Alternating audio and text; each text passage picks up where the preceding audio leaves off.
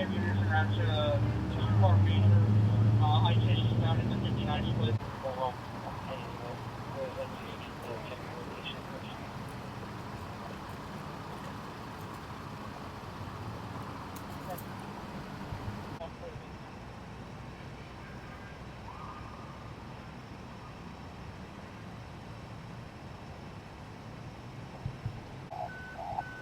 Motor vehicle incident.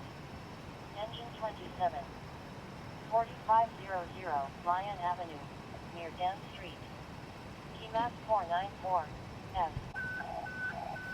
Motor vehicle incident. Engine 8. 1200 Bagby Street, near Allen Parkway inbound. Key map 493.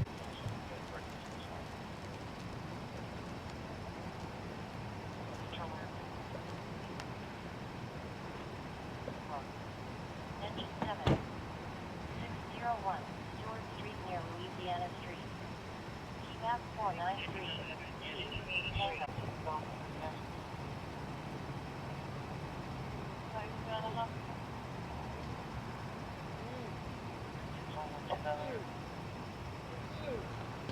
Are you crossing on the freeway, I-10?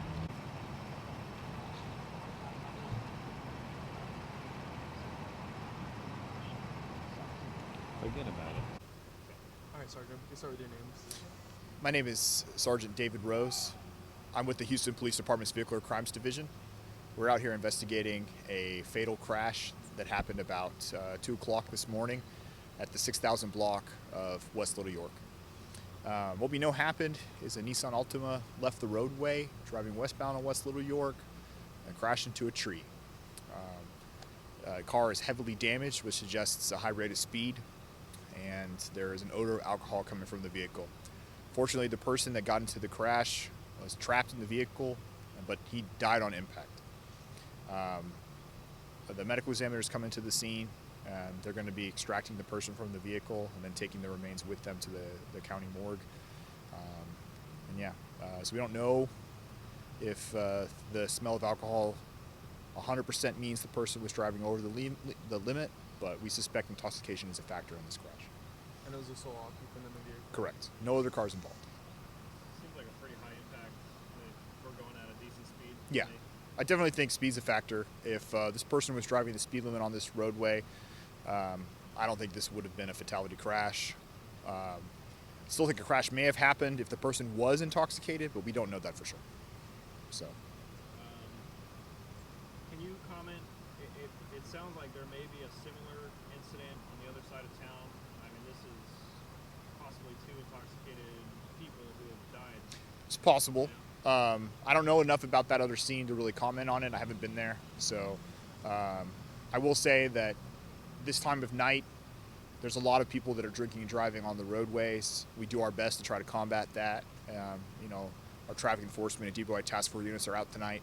And patrol, of course, is looking for drunk drivers, responding to calls. If we find a drunk driver on our scenes, they get prosecuted to the full extent of the law.